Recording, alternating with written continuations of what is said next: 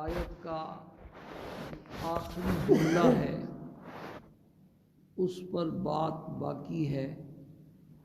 جملے کا مختصر سا ترجمہ اور تفسیر تو صرف اتنی ہے کہ اس جملے میں اللہ پاک نے سرکار دو عالم صلی اللہ علیہ وسلم کو مخاطب فرما کر ایک دعا سکھلائی ہے کہ آپ یہ دعا مانگا کریں۔ وقل، اور میرے محبوب آپ فرما دیں، رب زدنی علما، اے میرے پالنے والے میرے علم میں اضافہ فرما۔ سبحان اللہ، یہ دعا سکھلائی کس کو ہے؟ سرکار دو عالم صلی اللہ علیہ وسلم کو، جن کا علم ساری کائنات سے زیادہ ہے۔ ساری کائنات کے انسانوں کا علم، فرشتوں کا علم، جنات کا علم جمع کر کے اگر ایک نبی کے علم سے اس کو نسبت دی جائے تو اتنی نسبت بھی نہیں ہو سکتی جتنی قطرے کو سمندر سے ہوتی ہے۔ ایک نبی کو اللہ نے براہ راست اتنا علم عطا فرمایا ہوتا ہے۔ بڑا مشہور واقعہ ہے، موسیٰ علیہ السلام نے بیان فرمایا تو بنی اسرائیل کا ایک آدمی، وہ بیان ایسا تھا کہ دل دہل گئے، آنکھوں سے آنسو بہنا شروع ہو گئے، اور عجیب و غریب بیان تھا، پیغمبر کا بیان۔ اب مولانا طارق جبیل صاحب بیان کرتے ہیں تو ہم واہ واہ کرتے ہیں، تو پیغمبر کا بیان کیسا ہوگا؟ تو اس آدمی نے آ کے پوچھا، ہے موسیٰ آپ سے بھی کوئی بڑا عالم ہے دنیا میں؟ تو موسیٰ علیہ السلام نے ارشاد فرمایا کہ نہیں، اور بات بالکل سچی تھی۔ اس وقت پوری دنیا میں شریعت کا عالم موسیٰ علیہ السلام سے بڑھ کر کے کوئی نہیں تھا، لیکن یہ جو کہنا تھا نا نہیں، یہ اللہ کو پسند نہیں ہے، کیونکہ پیغمبر جو ہوتے ہیں نا ان کا مرتبہ اللہ کا بڑا قریب ہوتا ہے۔ اب ایک عام آدمی بات کرے تو بندے کو اتنی وہ ناگوار نہیں ہوتی، اپنا بیٹا وہی بات کہہ دے تو بندہ جو ہے نا اس کے دل پر چھری چل جاتی ہے کہ اس نے کیا کہہ دیا۔ تو جس کا جتنا قریبی تعلق ہوتا ہے اس کی بات پھر اتنی محسوس ہوتی ہے۔ تو اللہ پاک نے کہا کہ نہیں، تو نے غلط جواب دیا ہے، تجھ سے بھی ایک بڑا عالم موجود ہے، اور وہ حضرت خضر علیہ السلام تھے۔ پھر موسیٰ علیہ السلام گئے وہاں، لمبا واقعہ کئی دفعہ بیان ہو چکا ہے۔ موسیٰ علیہ السلام اور خضر علیہ السلام کا یہ واقعہ کئی دفعہ حدیث میں بیان ہوا۔ تو ایک پیغمبر کو اللہ نے اتنا علم دیا ہوتا ہے، پھر سارے انبیاء کا علم جمع کر دیا جائے، اور سارے فرشتوں کا اور سارے انسانوں کا اور سارے جنات کا علم جمع کر دیا جائے، تو سرکار دو عالم صلی اللہ علیہ وسلم کو اللہ پاک نے جو علم عطا فرمایا تھا، آپ کے علم کے مقابلے میں اس سارے علم کو اتنی نسبت بھی نہیں جتنی قطرے کو سمندر سے ہوتی۔ خود آپ صلی اللہ علیہ وسلم کا ارشاد ہے، اوتیت علم الاولین والآخرین، مجھے اگلوں کے بھی سارے علوم اور پچھلوں کے بھی سارے علوم اللہ پاک نے عطا فرمائے۔ ایسے بڑی ہستی کو اللہ پاک فرما رہے ہیں کہ تم مجھ سے پھر بھی دعا مانگو، رب زدنی علما، اے میرے پالنے والے میرے علم میں اضافہ فرما، تو ہمارا کیا حال ہے؟ پر اس پر بات آئے گی۔ یہ تو ویسے آیت کی مختصر سی تفسیر ہے، اس کو پوری طرح سمجھنے کے لیے دو تین باتیں میں عرض کرنا چاہتا ہوں۔ پہلی بات تو یہ سمجھیں کہ شروع میں ابتداءً علم کی دو قسمیں ہیں اس دنیا میں۔ ایک دنیاوی علم ہے اور ایک دینی علم، یہ دو لائنیں ہیں، ایک دنیاوی علم اور ایک کیا ہے؟ دینی علم۔ دنیاوی علم اس علم کو کہتے ہیں جس کے حصول کو قرب خداوندی میں اور اللہ کے قرب میں کوئی دخل نہ ہو۔ جتنا بھی پڑھتا جائے، آگے بڑھتا جائے، ترقیاں کرتا جائے، اور ڈگریاں لیتا جائے، اللہ پاک کے قرب کو اس علم کے حاصل کرنے میں کوئی دخل نہیں، اس کو کیا کہتے ہیں؟ دنیاوی علم کہتے ہیں۔ اس کے مقابلے میں جو دینی علم ہے، دینی علم اس علم کو کہتے ہیں جس کے حصول کو قرب خداوندی میں دخل ہے۔ جتنا پڑھتا جائے گا اللہ کے اتنا قریب ہوتا جائے گا۔ یہ ابتداءً یہ قسم ہے۔ پھر جو دنیاوی علم ہے نا، اس دنیاوی علم کی 3 قسمیں ہیں۔ ایک قسم دنیاوی علم کی وہ ہے، علم ویسے ہم اس کو کہتے ہیں اصل تو وہ ہنر ہے۔ ایک قسم کا وہ علم ہے جس کا جو بندے کو کفر تک پہنچاتا ہے، اس کا حاصل کرنا، اس کا پڑھنا پڑھانا، یہ سب کفر ہے۔ مثلا کوئی آدمی جادو سیکھتا سکھلاتا ہے، تو جادو کا سیکھنا اور سکھلانا جو ہے یہ کیا ہے؟ کفر ہے۔ ایک آدمی بت تراشی کا کام کرتا ہے، ہندوؤں کے لیے بت تراشنے کا فن سیکھا ہے اس نے، اور ہندو بڑے بڑے پیسے دیتے ہیں۔ بت ہے بے شک مسلمان یہ سیکھنے والا، لیکن بت بنانے کا سیکھنا، بت تراشنا، یہ سب کیا ہے؟ کفر ہے۔ اس کا سیکھنا بھی کفر ہے، سکھلانا بھی کفر ہے، اور پھر آگے ہے یہ دنیا کا علم ہے۔ اس طرح آپ سب کئی مثالیں ہیں۔ تو ایک تو دنیا کا ایسا علم ہے کہ جس کا سیکھنا ہی کفر ہے، اور اس کے نتیجے میں العیاذ باللہ بندہ کفر تک پہنچتا ہے۔ دوسری قسم دنیاوی علوم کی وہ ہے کہ جن کا حصول گناہ تک پہنچاتا ہے۔ کئی ایسے کام ہیں جو گناہ کے کام ہیں، ان کا فن سیکھتا ہے کہ میں یہ کام کروں گا اور یہ کام کر کے پیسے کماؤں گا۔ وہ جو لوگ کہتے ہیں رزق حلال کمانا فرض ہے، بھئی رزق حلال کمانا فرض تو ہے، لیکن حلال طریقے سے کمانا فرض ہے۔ مثلا شراب بنانے کا علم، اب شراب بنانا یہ ہر آدمی کا کام نہیں ہے، یہ ایک مستقل فن ہے۔ ایک آدمی یہ فن سیکھتا ہے تو اس کو کفر تو نہیں کہہ سکتے، لیکن یہ فن سیکھنا کیا ہے بھائی؟ گناہ ہے، اور اس کا سکھلانا بھی کیا ہے؟ گناہ ہے۔ پھر اس کو استعمال کر کے پیسے کمانا یہ بھی گناہ ہے، اور اس کی کمائی بھی کیا ہوگی؟ حرام ہوگی۔ اس طرح یہ میں نے مثال دی ہے، اب کئی مثالیں ایسی ہوں گی جو آپ کو ناگوار بھی گزریں گی۔ ایک آدمی جو ہے نا حجام بننے کا فن سیکھتا ہے بھائی، اس لیے کہ لوگوں کی شیو کرے گا، داڑیاں مونڈے گا، انگریزی بال بنائے گا۔ تو اگر یہ ایسا سیکھتا ہے تو پھر حجام کا فن سیکھنا یہ بھی گناہ ہے، اور جو سکھلانے والے ہیں ان کا سکھلانا بھی گناہ ہے، اور اس کے نتیجے میں یہ کام کرنا جو ہے نا یہ سارا ظاہر بات ہے گناہ ہے۔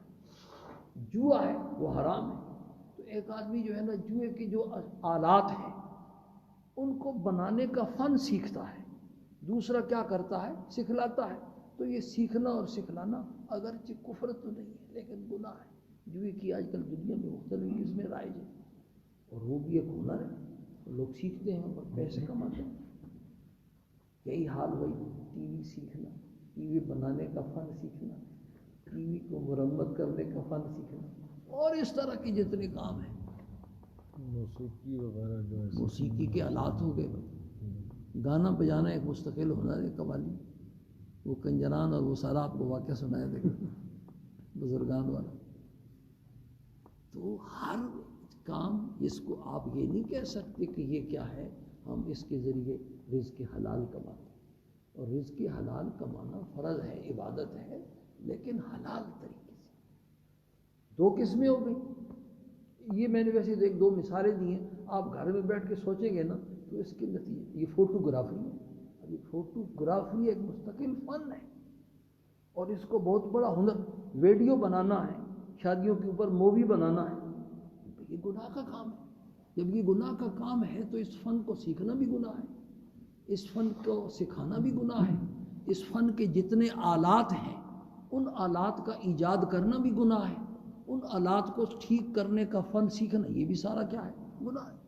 تو جتنے بھی آپ سوچتے جائیں گے، میں آپ کو خلاصہ سنا رہا ہوں تو آپ پر یہ بات کھلتی جائے گی کہ جو کام کفر ہے اس کا سیکھنا سکھلانا بھی کیا ہے؟ کفر ہے، اور جو کام گناہ ہے اس کا سیکھنا سکھلانا بھی کیا ہے؟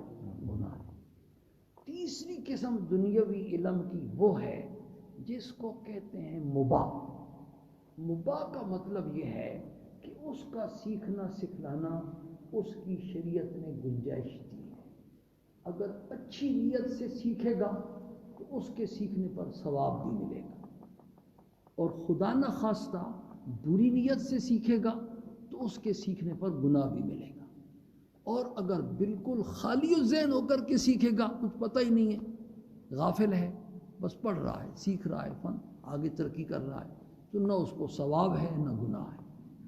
اس کو کیا کہتے ہیں شریعت میں؟ مباح کہتے ہیں۔ مثلا مثال کے طور پر ایک آدمی جو ہے نا تعمیر والا فن سیکھتا ہے، تعمیرات ایک فن ہے مستقل، مستری والا یہ فن سیکھتا ہے، تو اس فن کا سیکھنا شریعت میں مباح ہے۔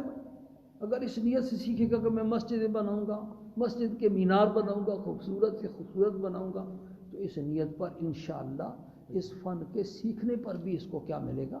ثواب ملے گا۔ لیکن اگر نیت ایسی ہے کہ میں جو ہے نا سینما ہال بناؤں گا یا اور اس طرح کے شراب خانے بناؤں گا، تو وہ مستریوں نے بنائے ہیں نا، مستریوں کا کام ہے۔ یہی حال انجینئر حضرات کا ہے، انجینئر بن رہا ہے کہ میں مسجد کے نقشے بناؤں گا۔ کوئی ایسے انجینئر ہیں جو مسجدوں کے مدرسوں کے نقشے مفت بناتے ہیں، اس نیت سے سیکھ رہا ہے کہ میں مسجدوں کے، مدرسوں کے، خانقاہوں کے، نیک مقامات کے جو ہے نا نقشے کیا کروں گا؟ بناؤں گا۔ تو یہ انجینئر بننا بھی اس کے لیے ثواب کا کام ہے۔ اور اگر اس لیے انجینئر بن رہا ہے کہ میں جو ہے نا وہ سینما ہال کے نقشے بناؤں گا، تو ظاہر بات یہ گناہ ہے۔ اور اگر خالی و ذہن ہے بالکل، تو پھر انجینئر بننا جو ہے نا اس کے لیے گنجائش تو ہے، لیکن نہ ثواب ہے نہ گناہ۔ پلوں کے نقشے بنائے گا، بلڈنگوں کے نقشے، اس طرح دنیا کے دیگر فن بھی۔ ایک نان بائی ہے، روٹی پکانا یہ ایک مستقل فن ہے، سالن پکانا باورچی کا یہ ایک مستقل فن ہے۔ اس لیے اس نے سیکھا ہے کہ میں جو ہے نا اللہ کے نیک بندوں کی خدمت کروں گا، مخلوق خدا کی خدمت کروں گا، تبلیغی جماعت کے مرکز میں جا کے روٹیاں پکاؤں گا، اس کو ثواب ہے۔ اور وہی کہتا ہے کہ اگر یہ جتنے لوگ یہ جو ہے نا گانے بجانے والے ہیں ان کی میں خدمت کروں، جہاں ان کا ٹھکانہ ہے وہاں جا کر کے میں نے یہ فن کرنا ہے۔ تو خلاصہ یہ ہوا کہ جس علم کے حصول کو قرب خداوندی میں کوئی دخل نہ ہو وہ دنیا کا علم ہے، اور اس کو علم ویسے ہم کہہ رہے ہیں اصل وہ فن اور ہنر ہے۔ اور اس کی کتنی قسمیں ہیں؟ 3 قسمیں۔ پہلی قسم یہ ہے کہ وہ کفر تک اگر خدا نخواستہ پہنچانے والا ہے تو اس کا سیکھنا سکھلانا بھی کیا ہے؟ کفر ہے۔ اگر کسی گناہ کا تک پہنچانے والا ہے تو پھر اس کا سیکھنا سکھلانا بھی اسی طریقے سے کیا ہے؟ گناہ ہے۔ اور اگر نہ کفر تک پہنچاتا ہے نہ گناہ تک پہنچاتا ہے، ویسے عام کام ہے، تو بندے کی اپنی نیت کے اوپر موقوف ہے۔ اگر اچھی نیت سے سیکھے گا تو اس پر اللہ پاک اس کو ثواب بھی عطا فرمائیں گے، اور اگر خدا نخواستہ بری نیت سے جو ہے نا سیکھے گا تو اس پر گناہ ہوگا، اور نہ اچھی نیت ہوگی نہ بری نیت ہوگی، بالکل خالی و ذہن ہوگا۔ ڈاکٹر صاحب ڈاکٹر بن رہے ہیں اس لیے کہ میں مخلوق خدا کی خدمت کروں گا مفت میں، تو اس کا ڈاکٹر بننا بھی بڑے ثواب کا کام ہے۔ اور اگر ڈاکٹر اس لیے بن رہا ہے کہ چھڑیاں چلاؤں گا تو یہ وہ کل میں نے ایک واقعہ پڑھا اور عجیب واقعہ ہے، وہ کہتے ہیں پیش کی معذرت کے ساتھ حضرت تھانوی رحمۃ اللہ علیہ نے ایک واقعہ لکھا ہے۔ ایک آدمی نے اس کے پاس تصویر بنانے کا فن تھا، تو اس نے ایک وکیل کی تصویر، ایک وکیل صاحب ہے، اس نے ایک وکیل کی تصویر بنائی مقابلے، انعامی مقابلے کے لیے نا۔ تو وہ تصویر میں خط ایسے نظر آیا کہ وکیل صاحب کے ہاتھ جیب میں تھے، اپنے کوٹ کی جیب میں، اور ایسی تصویر بنائی، تو مقابلے میں پیش کی گئی، سب لوگ اشش کر اٹھے۔ ایک دیہاتی آدمی آیا، انہوں نے کہا بھی نہیں، یہ تصویر انعامی مقابلے کے قابل نہیں، اس میں ایک خامی ہے۔ نقص کیا ہے؟ کیا خامی ہے اس میں؟ میں نے کہا خامی یہ ہے کہ وکیل تو وہ ہیں کہ جن کے ہاتھ لوگوں کی جیبوں میں ہوتے ہیں۔ یہ کیسی تصویر ہے کہ وکیل صاحب کے ہاتھ اپنی جیب میں، اس کو لوگ مولویوں پر بھی فٹ کرتے ہیں، ہمارے اوپر بھی فٹ کرتے ہیں۔ 12 کی بات کر رہا ہوں۔ تو بھائی دنیا کے علم کی 3 قسمیں ہیں۔ وہ جو مباح والی قسم ہے اس کی تو گنجائش ہے کہ وہ بندہ اپنے بچے کو ڈاکٹر بنائے، خود بھی بنے، انجینئر بنے، اور جو ہے نا دنیا کے جتنے کام ہیں وہ سارے سیکھیں۔ اور باقی جو 2 پہلے فن ہیں نا، ان کے سیکھنے کی شریعت میں کوئی گنجائش ہو نہیں۔ اس میں سے بعض بندے کو کفر تک پہنچاتے ہیں اور بعض بندے کو گناہ تک۔ اسی کتاب میں دوسری بات کل بیان کریں گے۔ اسی کتاب میں اور واقعہ میں نے پڑھا، جہاں یہ واقعہ پڑھا نا ثانی کے مطلب وہ بڑا عجیب ہے۔ وہ حضرت نے لکھا ذہانت پڑھنا کہ بعض لوگ بڑے ذہین ہوتے ہیں، وہ دیہاتی کتنا ذہین تھا، کیسے نقص نکالا۔ رنجیت سکھ جو ہے نا کسی زمانے میں لاہور کا حکمران تھا، اور وہ اس نے آرڈر دیا بھی میری کوئی مصور تصویر بنائے۔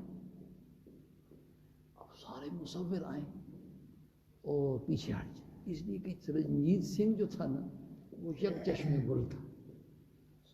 تو وہ کہیں گے اب اس کی تصویر اگر ایسی بناتے ہیں کہ اس میں ایک آنکھ بند نہ ہو تو پھر تصویر ناقص ہے، پوری تصویر نہیں ہے۔ اور اگر ایسی تصویر بناتے ہیں کہ ایک آنکھ اس کی بند دکھاتے ہیں تو یہ نقص ہے، یہ تو بادشاہ ہے۔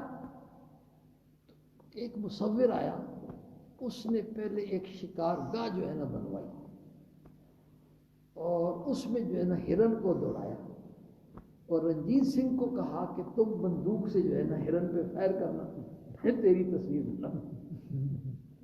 تو جب بندہ بندوق مارتا ہے چلاتا ہے تو ایک آنکھ بند کر کے چلاتا ہے، جیسے اس نے بندوق کھینچی تو اس نے تصویر کھینچی، لوگ انعامی مقابلہ جیت گئے۔ اللہ پاک ہم سب کو اپنے دین